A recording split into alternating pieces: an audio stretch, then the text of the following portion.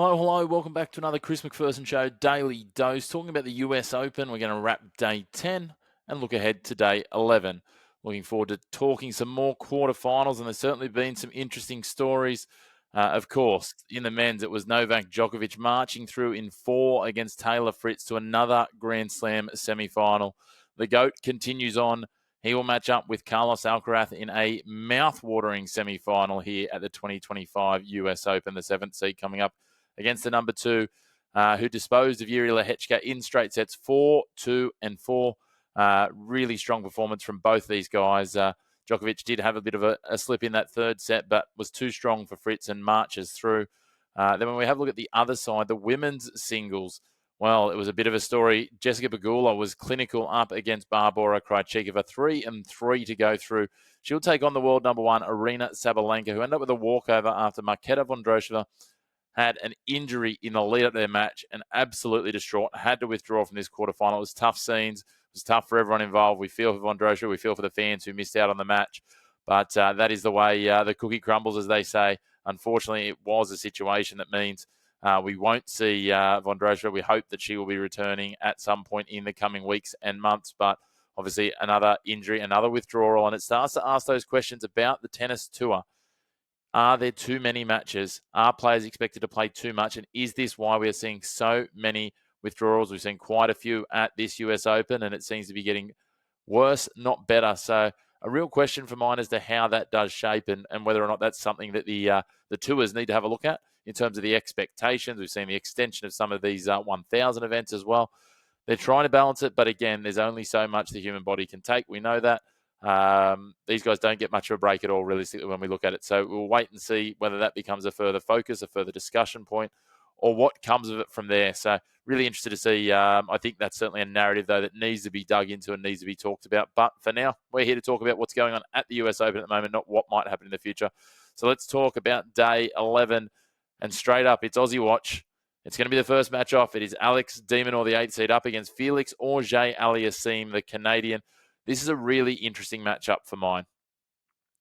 Alex de Minaur, I think on paper, has had a really good year. It might not seem like that, but at the end of the day, that's probably the case for a lot of players, just purely because of the dominance of two players in Jannik Sinner and Carlos Alcaraz. And because of that, we just don't, by comparison, see how well these other players have performed. De Minaur didn't have the best French Open. I will openly admit that. But again, clay, very different to the hard courts. And this is an opportunity for de Minaur to make his first ever Grand Slam semi-final. He's made plenty of quarters. He's made 6 or 7 now, including this being his third US Open quarterfinal.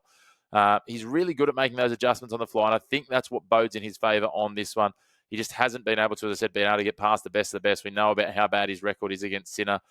He's had a bad record against some other players too. Stefanos Tsitsipas, most notably, who obviously he dodged and avoided here after Tsitsipas was knocked out by Altmaier. Look, Felix Auger-Aliassime is playing really well as well. He's getting close to the best of his tennis in recent memory. He actually has the better of the head-to-head between these two. 3-2 over de Minaur at the moment, but Auger-Aliassime's had to fight a lot more. He's had to play nearly 12 hours of tennis to just over 8 for de Minaur. Both really good recent records, both strong hard quarters. We know that. But as I said, a 3-2 head-to-head record. They have only played once in the last couple of years, and de Minaur actually has that win, though. So Auger-Aliassime's wins in 17 and twice in 2022, including in the Davis Cup, where Canada beat Australia in the finals. But, as I said, de Minaur beat him in 2024 on clay, though. So, again, I'm not taking too much from the head-to-head. I think Auger-Aliassime could have a bit of an exposure here on his backhand, potentially. But it'll be interesting to see. De Minaur will need to be on here. Auger-Aliassime has a lot of momentum. He's playing some really good tennis. We know that's certainly been the case for him in recent weeks. He's taken down Rublev and Zverev to get here. Whereas when you have a look at de Minaur, he hasn't really taken any big scalps. Also, a really good run at Cincinnati for Auger-Aliassime. But equally, a really good run at Toronto for Alex de Minaur, where he fell to Ben Shelton in the end. Jannik Sinner was the end undoing for Felix Auger-Aliassime there, and it was quite convincing. So it'll be interesting to see. It's a hard one. I think it's probably just my Aussie nature wanting to see de Minaur win this. And I think, as I said, there's a little bit of an exposure on FAA's backhand. And if de Minaur can target that, especially with his mobility, his hustle, his movement around the court, that's probably the slight edge here. I'm going to go Demon Or to take this one in 5 sets. I think this is going to be an absolute thriller. I think it's going to go deep, it's going to go long, and it's going to get our day off to a flying start on Arthur Ashe. So really looking forward to this one. Next up, we have the 8 seed Amanda Anisimova coming up against Iga Swiatek, the number 2 seed, the former world number 1, multiple Grand Slam winner. Anisimova has been in some absolutely cracking form, so we certainly know that she's got the ability, but the only clash these two have in their head-to-head history is that Wimbledon final only a few weeks ago, and it was an absolute humbling. Love and love. It's been a big year, as I said, for Anisimova, but that is the thing that sits in the memory, and does that hold a lot of sway emotionally and mentally for Amanda Anisimova? She's going to have to absolutely be firing on all cylinders. She's got the tools. She needs to get behind that backhand, get to her power, and just try and dominate Iga Swiatek, which is no easy feat. For Iga Swiatek, the chink in the armour, possibly the serve, but she's got such an all-round game. She's really playing well on all surfaces now. Obviously, it was a clay quarter, out and out to start with. She's gotten better on the grass. We saw that she won Wimbledon love and love in a final, right? So it's going to be interesting to see. I think Swiatek is the obvious prediction here. I think a lot of people will be predicting her to absolutely dominate here. I think if Anisimova can get in early and chink away at the Swiatek serve, she can get herself into this match. But even if she gets herself into this match, she's coming up against a fellow 24-year-old who's a 6-time Grand Slam winner. 6-time Grand Slam winner. Let's just sink that in. Anisimova, just 3-time tournament winner. She's certainly on the rise, and I think with time behind her and a bit more tennis, she will start to match it with the Swiatek and Sabalenkas really consistently. We know she's beaten Sabalenka. I just think the Swiatek matchup doesn't quite work. Swiatek knows how to take apart that power game that a lot of these players have, and Anisimova is not the best on tour with it, but she is one of the best. I've got Swiatek winning this one in 3 sets. I think Anisimova should come out strongly, but I think Swiatek's plan B and plan C will be too much for Amanda Anisimova. Moving on to the third of the matches, and this is probably the one I'm most looking forward to. It is Naomi Osaka, the 23rd seed, up against Karolina Muchova, the 11th seed. And Osaka has absolutely been in fine form. She has that little blip on the radar with that loss to Victoria Mboko in the final in Montreal. But again, have a look at what she did last round against Coco Gauff. She was far too strong, and you can say what you like about Coco Gauff and her serve not quite being there, and she's not quite at her best. Coco Gauff, as I said the other day, is one of the grittiest, most resilient players on the tour, and Naomi Osaka just picked her apart. We've been waiting and wondering and watching for this new Osaka to really come to grips and come to life, and I think we're starting to see it. She is making a resurgence. This is Osaka 3.0, as I like to call it, and it is looking really good. Again, a multiple Grand Slam winner up against Muchova, who we know is a challenging player in her own right. There's not a lot between these. Muchova yet to win a slam, but has been deep in slam. She's been to the semi-finals here the last couple of years. A 2-2 head-to-head record. Muchova, again, almost double the time on court. 10 hours to Naomi Osaka, just over 5. 9 sets to 12. Some will say that that's conditioned her. Some others will be saying that's tiring. Both really strong hard quarters. Their power game is going to come to the fore. I'm really looking forward to this. Muchova is going to have to really nail the corners and the angles. Osaka's just going to come straight down the middle at her, just try and barrel her off the court and go toe-to-toe with her. It's going to be exciting. If Muchova can get those angles really working, it's going to be good. Remember, these guys did play in the second round at the Australian Open earlier this year. They played at the US Open last year. They're 1-1. I think this is a different Osaka. Osaka won 6-1, 6-3 in Australia. Muchova won 6-3, 7-6 last time they played here. Again, saying 2-2 is probably not a genuine piece because in 2022 it was a walkover, but it is a 3-2 record to Osaka. You probably take that one out. So it's interesting. I'm intrigued to see how it shapes up, who gets the better of this matchup, but I'm going to go, it might be the fairy tale, it might be the narrative. I just love it though. Naomi Osaka to get this one done in 3 and ruin that run of Muchova's streak in the semifinals here at the US.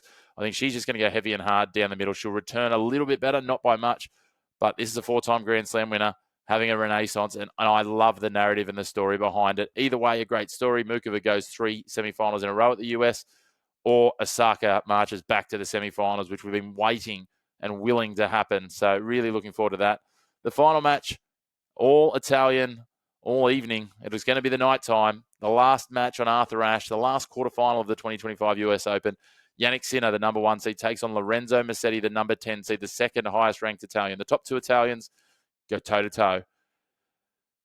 Sinner, the defending champion, looking for his 4th Grand Slam from the last 5 tournaments played. He won in Wimbledon. He lost the French Open final. He won the Australian Open, and he, of course, won the last US Open. He has been in 5 straight. He will be aiming for a 5th straight final. He is absolutely on fire. He is in form, even fresh as well, because he's had that little break with that suspension. Say what you will, think what you will. It is what it is at the end of the day. He's got a 2-0 record against his countrymen here. He is building this record up. There's very little between them in terms of the time on court, the matches played, all these sorts of things. We saw Sinner look like he had a little bit of a bobble when we talk about it. However, I'm not really considering it too much of a concern after he bounced back after that little bobble, as I said, against Shapovalov. We saw the same thing at Wimbledon against Dimitrov. And Dimitrov tore his pec, and Sinner put the foot on the throat and punched on. He dominated Alexander Bublik, who he had trouble with at the French Open, 1-1-1. Meanwhile, obviously, Musetti's been strong too. 3-1 against Munar. He had the retirement from Kaboli. He had a fight early on against Mpeshi Pericard, but I just don't see how it goes. Musetti needs to take that next step. He's really struggled against those top-tier, big-name players, Alcaraz, Sinner, Djokovic, and he has average records against them, and I just don't see how he manages to structure it. It's a big ask. He'd need to take the next step and develop one of these weapons, which we haven't really seen him build. He's an all-rounder. He's not have that person that's got those real 1-2 knockout punch strengths. He doesn't have the craft to match Sinner. He doesn't have the movement that beats Sinner. He doesn't have the power. He's a great 8 out of 10 across the board, but he needs to find something that becomes a 10 out of 10 that he can use as a weapon against these top players. And because of that, I think Jannik Sinner is going to get this one done in straight sets. I think he's going to keep the measure of his countrymen and beat him again like he has done previously. As I said, he holds the advantage. They are yet to play on an outdoor hard court, and they haven't played since 2023 when they played at the Monte Carlo Masters. But again, both times they've played, they've been straight sets to Sinner. He will continue to dominate here for mine. He will go through into what I expect to be a semi-final with Alex de Minaur, where he has an absolutely huge advantage in terms of the head-to-head record there as well. But we'll talk about that if and when that comes. In the meantime, enjoy your quarterfinals. It's going to be an absolutely huge day of day 11. We're really looking forward to it. No Aussies left. Talia Kokinis was in the girls' singles, but went out, unfortunately, there in 3 sets. So that is the end of the Aussies in the juniors. Again, it's getting a bit thin on the ground. The Demon, he's our only hope. The last great white hope for Australia. Get it done, Demon. I love FAA as well. He's a great story. If he was going against anyone but Demon, I'd probably be cheering for him, but he's not. So let's get behind Demon. Again, a big thank you for tuning in. If you haven't already, make sure you subscribe to our YouTube channel down below. Hit the bell as well to get notifications when all of our episodes drop. We'll be covering the rest of the US Open as well here, as well as lots of other stuff coming. We've got our weekly episode dropping around the grounds on Thursday. There's going to be heaps more coming as well around some other sports. But in the meantime, a big thank you for tuning in. And until next time, when we will see you again for all your black and white and sports opinion, no greys here. Thanks for tuning in to the Chris McPherson Show.